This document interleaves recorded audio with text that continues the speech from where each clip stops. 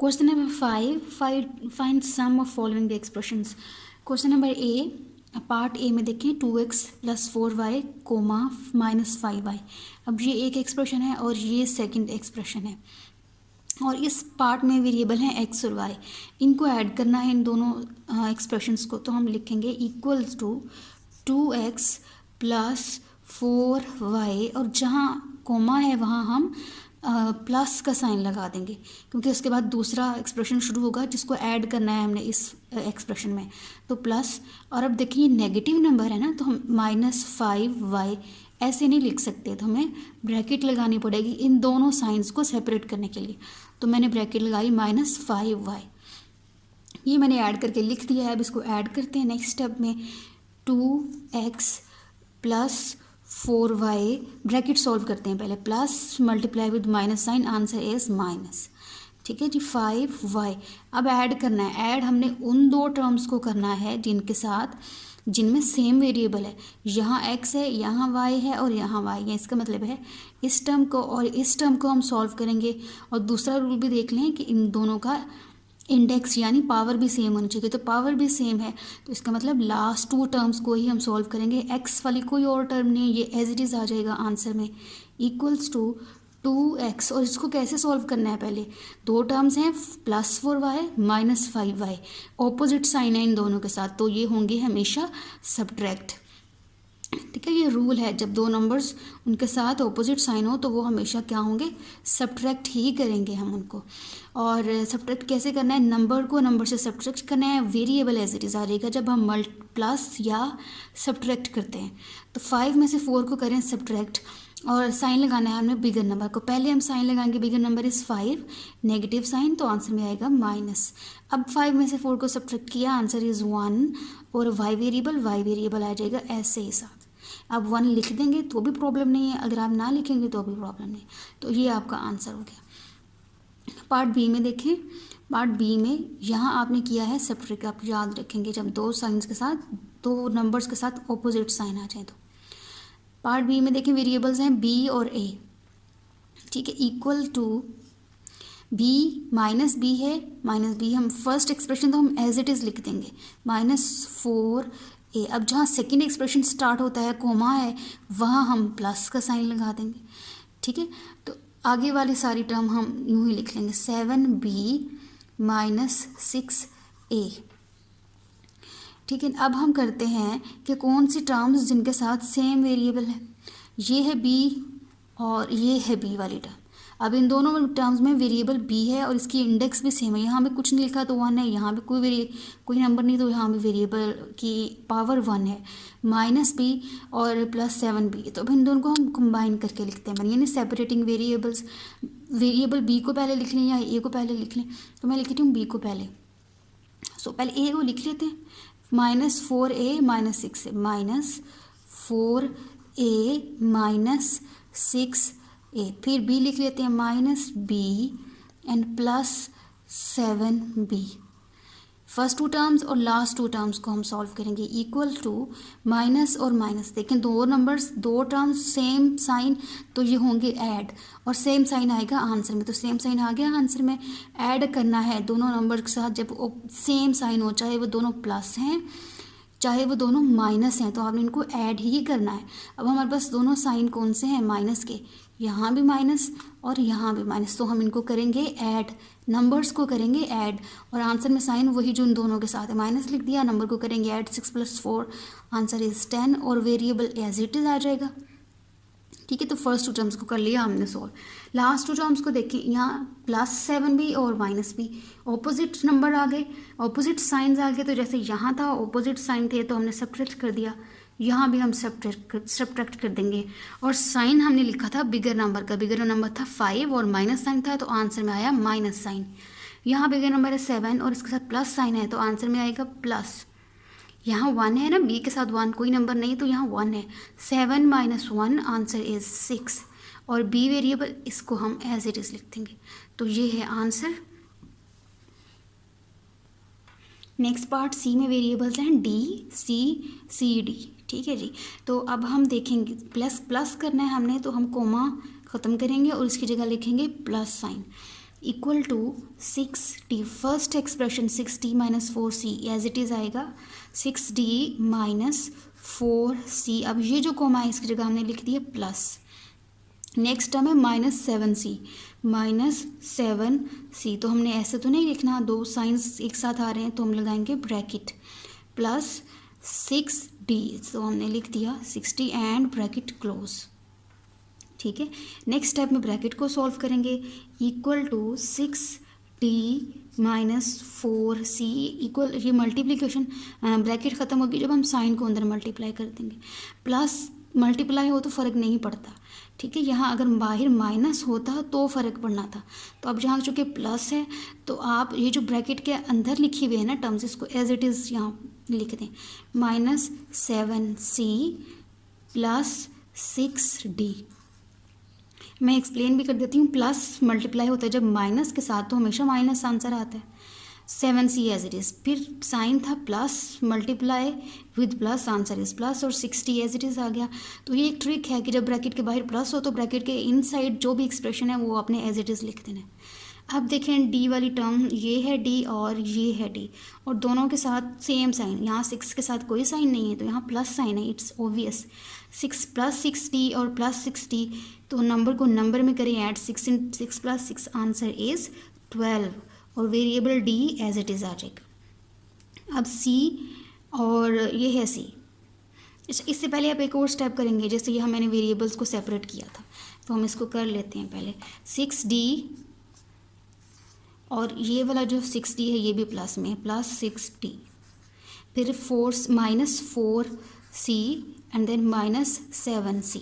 अब इन दोनों नंबर्स को करें ऐड, यहाँ प्लस है तो नंबर को नंबर में ऐड कर दें, answer is 12 and d as it is. अब यहाँ भी देखें दो नंबर उनके साथ सेम साइन है, बिल्कुल यही वाली बात, दो नंबर्स थे 4a 6a सेम साइन थे, हम इनको ऐड किया था और साइन जो इन दोनों के साथ था माइनस हमने आंसर में लिख दिया, 6 को 4 में ऐड कर दिया था। यहाँ भी सेम सिचुएशन है, दो नंबर उनके साथ सेम साइन है, नेगेटिव सेम साइन है, तो नेगेटिव साइन ही आंसर में आएगा। नंबर को नंबर में आप कर दें ऐड, 7 प्लस 4 आंसर इज़ 11, और वेरिएबल सी आ जाएगा as it is. So this is our answer. ये next part is D, equal sign लगाएंगे यहाँ हम, और जहाँ कोमा है वहाँ हम प्लस साइन लिख देंगे। First expression as it is 3pq minus 6hk, plus sign comma है आगे तो हम इसको लिख देंगे प्लस साइन से। अगेन -3pq है तो -3p एंड q ऐसे नहीं लिखेंगे, ब्रैकेट लगा के इन दोनों साइंस को सेपरेट कर देंगे, प्लस 14kh। अब आपको पता है ब्रैकेट से पहले प्लस साइन हो तो ये ब्रैकेट के इनसाइड सारा एक्सप्रेशन हमने एज इट इज़ लिख देना है, प्लस साइन से कोई फ़र्क नहीं पड़ता। Equals to 3pq minus 6hk। अब ब्रैकेट के इनसाइड दो टर्म्स वो as it is, -3pq and plus 14kh। अब देखें pq और ये pq है और ये भी pq है, ये दो टर्म्स हैं बिल्कुल सेम वेरिएबल्स के साथ हैं। यहाँ दो वेरिएबल्स हैं p और q। यहाँ देखें h k h, इससे कोई फ़र्क नहीं पड़ता, आप लिख लें 2 × 3 या 3 × 2, ये सेम ही होते हैं दोनों के। इसमें आंसर तो 6 ही आएगा ना, तो यहाँ अगर आप उसने एच के लिख दिया है या के एच लिख दिया है तो इससे आपने कंफ्यूज नहीं होना, ये एक ही वेरिएबल है। ठीक है, एक ही टर्म, सेम टर्म ही है, तो हम कंबाइन करते हैं, इज़ इक्वल टू 3pq और ये है 3pq minus 3p and q। ठीक है, अब एच के वाली या के एच वाली टर्म्स को सेपरेट करते हैं, -6hk एंड प्लस 14kh। ठीक है, अब सॉल्व करते हैं इन दोनों को। यहाँ कोई साइन नहीं है तो यहाँ क्या लिखा हुआ है, प्लस साइन। दो नंबर्स सेम नंबर्स हैं, उनके साथ ऑपोजिट साइन हो तो ये कैंसिल हो जाते हैं, तो ये और ये दोनों कैंसिल हो जाएंगे। ठीक है, +3 और -3 ये कैंसिल।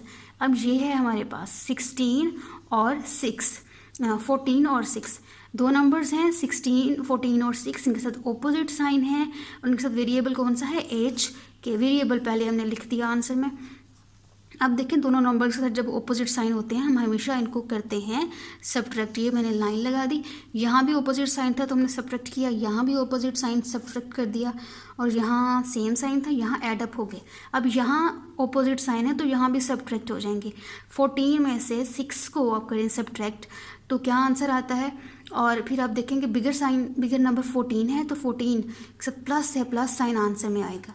अब 14 में से 6 करें subtract and you will get 8। So 8HK is our answer. Question number 6 में हमने अलजेब्रिक एक्सप्रेशन लिखना है। ये सारा जो क्वेश्चन है ये मैं वर्ड्स में लिखा हुआ है तो हम इसको अलजेब्रिक एक्सप्रेशन में कन्वर्ट करेंगे। अच्छा जी, इसको आपने स्टेप बाय स्टेप समझना है। सब्ट्रैक्ट इसका मतलब है हमने कुछ माइनस करना है। Cube root of cube root subtract करना है हमने क्यूब रूट। अब एक तो हमने सब्ट्रैक्ट करना है, दूसरा क्या क्यूब रूट। क्यूब रूट कैसे होता है, ऐसे।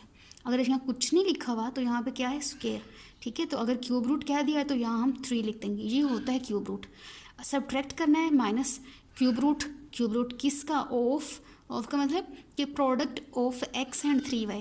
क्यूब रूट ऑफ, इस पार्ट को आपने यहाँ से लेके यहाँ तक समझना है।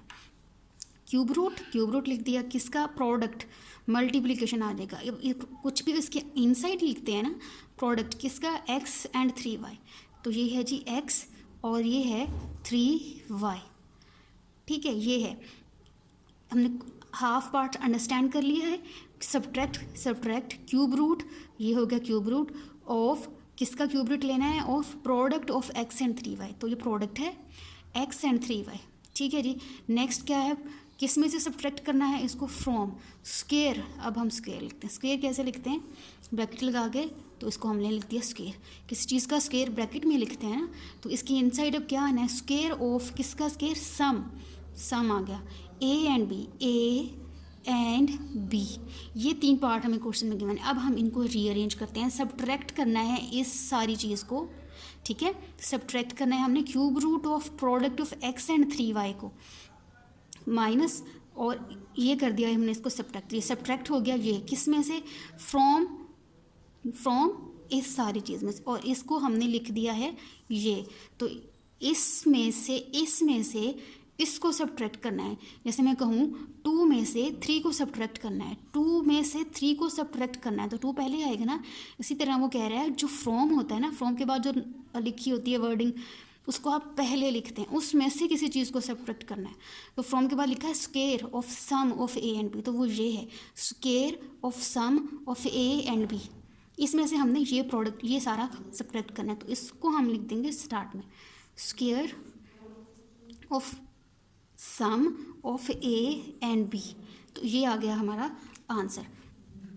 अब ये एक्स्ट्रा है, इसको रिमूव करते हैं, और ये है जी आपका आंसर कि हमने सब्ट्रैक्ट कर दिया cube root of product of x and 3y, किस में से, from the square of sum of a and b। तो ये आपका आंसर आ गया। नेक्स्ट पार्ट देखें। पार्ट बी में एक कॉन्सेप्ट समझिए आप कि जिस तरह पाकिस्तान में रुपया होता है इसी तरह डॉलर होता है, लेकिन पाकिस्तान में रुपये से कम तो कोई करेंसी नहीं है ना।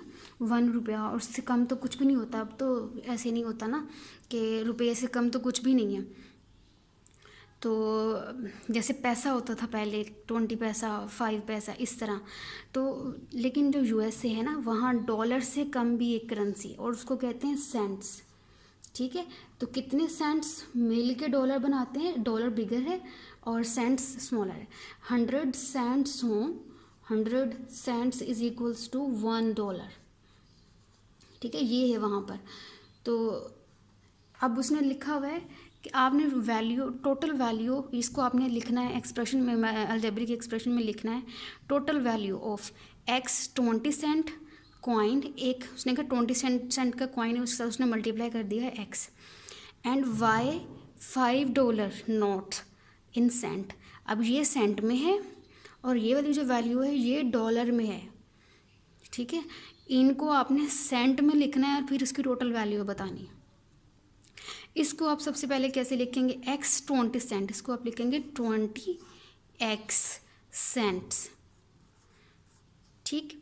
इसको आप कैसे लिखेंगे, x 20 सेंट, इसको आप लिखेंगे 20x और सेंट, ठीक है जी। और उसके बाद ये वाई $5 नोट, इसको आप सेंट में कन्वर्ट करेंगे। ये जो है ना, ये लिखी हुई है डॉलर में, इसको भी आपने सेंट में करना है। क्यों?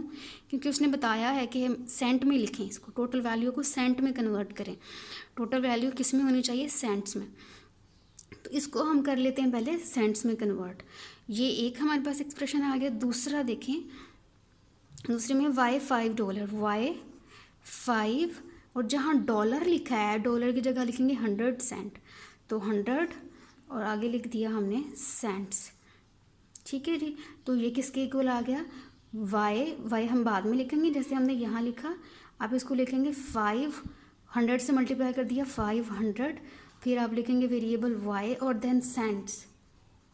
टोटल फाइंड करना है, ठीक है। ये वैल्यू है और ये वैल्यू, इसको टोटल फाइंड करना है कि टोटल कितनी वैल्यू है, तो ऐड कर देंगे उसके लिए। तो हम कैसे लिखेंगे? सेंट। अब देखें ये भी सेंट में आ गया और ये भी सेंट में आ गया। अब ये दो वैल्यू सेम करेंसी में है, इसको हमने ऐड करना है, इसको हमने अलजेब्रिक एक्सप्रेशन में लिखना है। तो अब आप लिखेंगे 20x, दोनों के साथ सेंट है ना, तो आप सेंट यहाँ भी लिख सकते हैं, लेकिन हम क्या करेंगे, बाद में लिख देंगे। चलिए मैं आपको लिख के दिखा देती हूँ। देखिए लिखा हुआ है 20 सेंट और दूसरी वैल्यू क्या है 500 वाई सेंट। प्लस करना है ना, टोटल फाइंड करने के लिए प्लस करते हैं 500 वाई सेंट्स। ये हमने इसको लिख दिया अलजेब्रिक एक्सप्रेशन में, लेकिन बुक में ऐसे लिखा है 20x प्लस 500 वाई सेंट्स। यूँ उसने ब्रैकेट लगा के ऐसे आंसर लिखा। ठीक है जी। तो आप यूँ भी लिख देंगे और या आप ऐसे भी लिख देंगे, तो दोनों ही ठीक हैं। अच्छा, पार्ट ए में आपकी बुक में कैसे आंसर दिया होगा, उसने यहाँ इसको मल्टीप्लाई करके प्रोडक्ट लेकर लिखा होगा 3xy, ऐसे लिखा होगा। तो ऐसे भी लिख लेंगे, कोई फ़र्क नहीं पड़ता। और अगर आप जिस तरह पहले मैंने लिखा था उस तरह लिख देंगे तो भी फ़र्क नहीं पड़ता, दोनों ही ठीक हैं।